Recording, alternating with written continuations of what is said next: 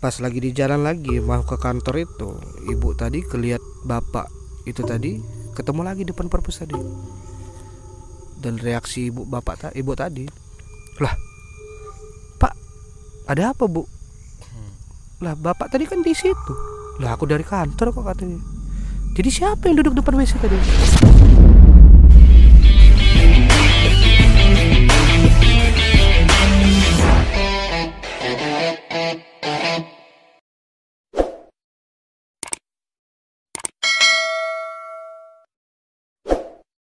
Itu jam berapa? Mungkin jam 10 lah, mungkin jam 10 jam acara malam itu. Oh, Berarti. acara malam. Acara malam itu. Kegiatan apa sanlat atau apa gitu atau mabit apa kalau nggak salah itu kegiatan itu, seingat aku dulu. Jadi dari situ dia itu ternyata mungkin ya ada juga cerita-cerita dari penunggu sekolah situ yang jaga sekolah bahwasanya penunggu di sekolah ini bisa menyerupai orang-orang tertentu. Penjaga sekolah dulu pernah ngasih tahu bahwasanya ada penunggu di sini bisa niru orang-orang ini katanya, menyerupai. Itu pengalaman pun. Terus yang lebih ini sih, yang lebih ekstrem tadi yang sama Bung Cahyo tadi di Gunung Seminung, dan memang itu pertama kali melihat. Mungkin benar kata Bung Putra tadi bahwasanya siluman itu ada memang, dan memang dia mengeluarkan suara tuh yang kayak yang siluman di TV Indosiar itu, Bud. Dan memang itu mungkin kesalahan yang memang fatal yang pertama kami lakukan itu, pertama kami ngecamp itu di trek. Di jalan trek gitu. Jadi kan memang acuannya kan kemarin di Kuncen itu bilang jangan ngecamp di trek. Kedua memang api itu kemarin mati. Dan memang itu 10 orang itu menyaksikan dan mendengarkan yang di dalam tenda tuh. Ya, dalam tenda. Berarti bayangan. Nah, kalau saya pribadi, jujur itu ceritanya seperti ini, Put. Jadi kronologisnya tuh saya pribadi waktu sampai di tempat trek itu, kita stop, terus saya suruh teman kita azan maghrib, memang itu salah satu kewajiban kami. Sudah dari situ memang saya tidak keluar dari tenda pun ketika itu. Nah, pada pukul, mungkin saya koreksi dikit ya, mungkin jam 12-an lah, setengah 1 mungkin ya. Setengah 1 itu ada adik kita tuh menggigil di sebelah tenda, di tenda satunya malam itu. Dan saya berinisiasi menemui adik tuh, kenapa Dek? Kedinginan, menggigil seperti hipotermia tuh, kedinginan. Dan aku suruh pindah ke tenda aku itu. Suruh aku pindah ke tenda, masuklah dari tenda. Kalau mau kedengar dari itu buduk. Suara apa? Suara itu tadi. Ya, aman ku kategorikan. Nah, waktu sudah aku lihat masuk itu tadi, buka. Nah, kan belum disleting tuh jendela tuh. Dan itu aku lihat sendiri deh. Dan memang itu babi. Wujudnya babi besar. Seperti Edmond tadi benar kata jadi memang besar. Dan mungkin apa ya? Dan mungkin di tenda satunya itu memang belum ditutup karena memang nggak ada tutupnya yang tenda satunya itu. Jadi mereka melihat, memang jelas melihat langsung, dan memang apa ya? Di situ percaya tidak percaya sih, memang itu yang memang real, memang yang kami rasakan dan kami lihat seperti itu. Jadi itu yang pengalaman pribadi aku yang memang ada sih yang kayak gini ternyata. Tapi kalau untuk ke kuntilanak, kalau untuk gondoruo, gondol pleceh, untuk istilah-istilah hantu-hantu Jawa kan variasinya luar biasa, macam-macam. Kalau luar negeri kan cuma Dracula, vampir. Kalau di Indonesia kan aduh macam-macam, kolong wewe, kolor hijau. Nah itu mungkin seniman-seniman Indonesia mungkin yang membuat itu. Terus beberapa lagi yang masalah dulu kan sering kita dengar, wih di sini angker nih, di sini angker nih, di sini angker nih. Dan memang pribadi aku suka seperti itu, yang ke situ seneng. Tapi kan bukan tapi kan sekali kali kan kayak gitu tuh, pokoknya aku sampai sekarang ini juga masih belum percaya 100% gitu kan, belum punya pengalaman gitu. Terus kedua juga biasanya yang kayak gitu tuh cuman malam hari saja gitu. Tapi kalau siang hari itu bukan jarang, malah dia mau kayak mana aja bentuknya nggak takut gitu. Posisi siang hari. Nah, dari situ aku menunjukkan gitu kan, menunjukkan bahwasannya ya itu cuma jadi apa, sesuai dengan kondisi dan situasi saja gitu. Benar. Beda kan suasana Beda. sama siang. Beda. Kalau siang tuh kayaknya nggak ada sama sekali takutnya gitu, jalan. Tapi kalau malam dapet nih kan suasana. Seharusnya kan kalau memang benar-benar nih hantu atau sini situ ada dan bisa kita lihat, mau siang mau malam sama kan seharusnya. Nah, ini tidak. Tapi seperti ini sih, mungkin ini pengalaman pribadi sih Put ya. Aku pernah dulu kan sempet main ke Kebun Raya Bogor nih. Kebun Raya Bogor, dan memang apa ya, di Kebun Raya Bogor tuh ya sebenarnya kebun kan, kebun jadi banyak bunga, banyak pohon-pohon ini, jadi banyak pohon-pohon tua kan, pohon tertua aja ada di situ. Jadi sebenarnya itu posisinya sore, mungkin aku gambarkan mungkin jam 3 lah, jam 2 jam 3 lah ya. Jadi di situ posisinya sore, dan memang apa ya, suasananya berbeda seperti itu. Suasananya berbeda, mungkin tiba-tiba dingin seperti itu, dan tiba-tiba mencekam seperti itu. Jadi sempat aku ketika menempuh pendidikan di situ sempat tanya kan, kenapa nggak ada kegiatan, acara, konser atau apa di Kebun Raya Bogor ini, padahal tempatnya luar biasa loh, keren.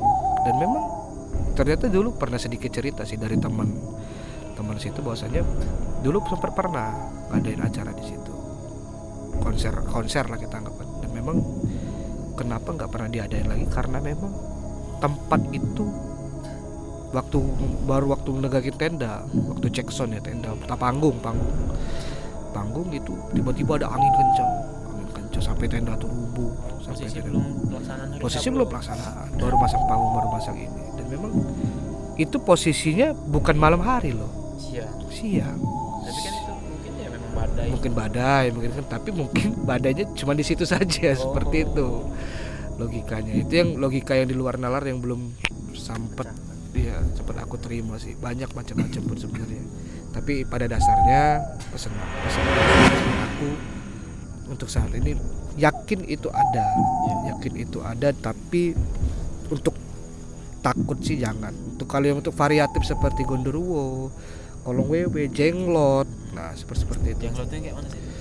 Jenglot itu seperti apa Mas saya? Mungkin pernah. Dia tuh kayak kakak tahu, Bung ini tahu boneka Barbie nggak sih? Yang seukuran lengan ini. Nah, dia tuh kalau cerita orang tua zaman dulu, dia tuh petapa.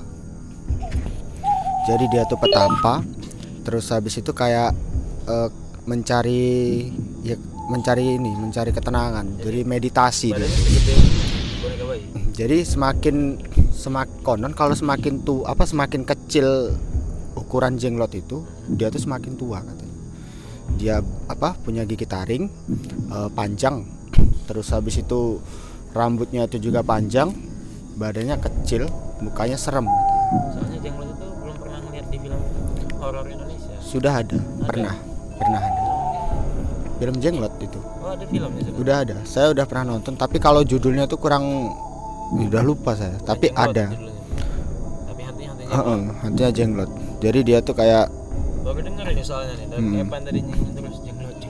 Jadi kalau diibaratkan dia tuh kayak boneka Barbie, Lucu dong. badannya hitam, terus habis itu taringnya itu panjang, mukanya serem. Imajinasi. Ya, kurang tahu sih, cuman kalau kata orang zaman dulu berarti yang orang-orang tua sekarang ini, yaitu semakin dia tuh petapa yang karena dia tuh udah kayak moksa mungkin ya kalau kata orang ini, orang Jawa itu. Jadi badannya itu berubah jadi kecil gitu, dan semakin kecil ukurannya itu dia tuh diyakini semakin tua gitu.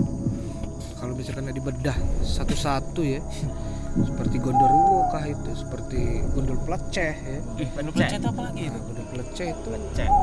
Pleceh ya. Pleceh. Aku kurang ini pronunciation-nya kurang ini sih kalau itu. Pleceh. Kayak mana lagi itu, Kak? Iya, ini mungkin Bung Cahyo lagi bukan kalau masalah, karena Ahli. karena istilah-istilah itu kan mungkin dari Jawa ya, kayak gitu. Jenglot dari Jawa. Kebanyakan Gondol Pleceh itu dari Jawa. Kalau dari kita yang di produk sekitar lokal kita apa? Produk lokal kita nih ya Kebanyu ya. Tebanyu, Iwa Buntal. Cuman buat Paten mental. Paten mental. Paten mental. Jadi apa ya, menurut aku sih pribadi ya kayak di sini mungkin sekarang kita kan ngecamp kan di sekitaran bambu nih, di dekat sungai, dan memang kononnya mungkin banyak hal-hal yang kira-kira, dan memang ya, Pasti ada yang tinggal. ya pasti ada yang tinggal. Yang jelas satu hal yang perlu kita ketahui, yang jelas izin itu perlu seperti itu, walaupun tata krama, etika, attitude itu tetap kita jaga. Dan memang terus masalah hantu-hantu, kita kembali lagi cerita hantu-hantu tadi, sebenarnya lucu Put. Mungkin kita beberapa kali lihat konten-konten di YouTube tuh mendeskripsikan istilahnya mereka ini bisa memasukkan suatu jin atau suatu apa gitu ke tubuh seseorang, terus tiba-tiba dia langsung komunikasi dengan orang itu menurut aku pribadi sudah berlebihan. Tapi hebatnya mereka tuh suka, rakyat kita nih suka nonton yang kayak gitu tuh. Jadi itu yang aku sampai sekarang penasaran. Dan memang kayak kemarin di kampung kita ini kan ada salah satu ini juga bahwasanya Di Oku Timur ini malah yang kayak gitu tuh terkenal loh. iya benar Channel-channel Iya, nggak di Oku Timur aja sih, banyak. Tapi kita nih contohnya gini Put, mungkin dulu kita kan banyak legenda-legenda sih sebenarnya. Salah satunya kemarin Putri Malu tuh, itu salah satu legenda tua di Komering, kisaran Negeri Agung dan Pulau Negara. Siapa ya? Putri Bungsu. Salah, Putri Malu tuh yang disentuh cip. Putri Malu tuh yang disentuh langsung muncul cup Putri Bungsu. Dan memang itu kononnya luar biasa. Itu produk lokal itu.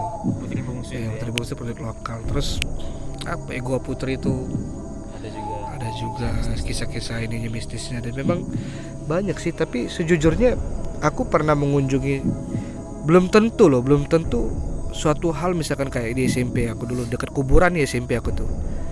Sebenarnya bukan tidak terlalu menakutkan sebenarnya di SMP itu. Justru malah yang menakutkan SMP yang memang konon yang tua-tua gitu. SMP 2, SMA 1, SMK YIS itu justru itu udah banyak manusianya.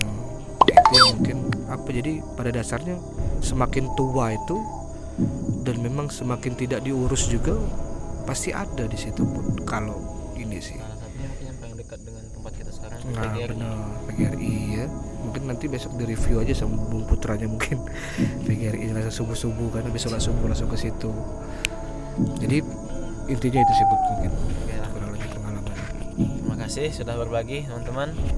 Dek Supri ada tambahan?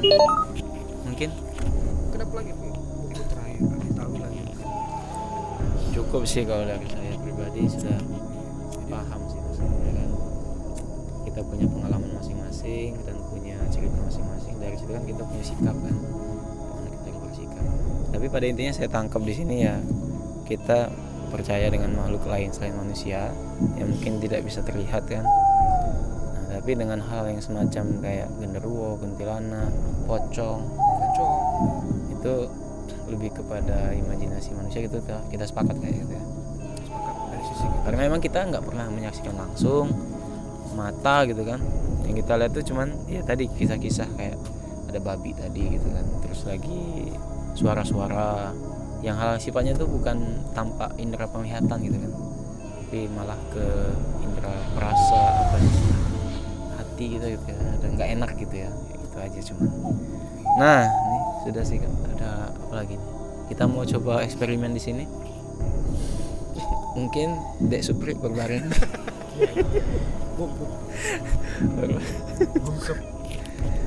Ini cuma candaan aja. Nggak serius. Nah, habis itu. Nanti lagi kamera juga. Mbak ya juga. Mbak. Iya, Mbak. Mbak. Apalagi Mbak kan belum selesai gitu. Ya itu panjang. Habis itu. Habis kameranya. Habis memori itu. Capek.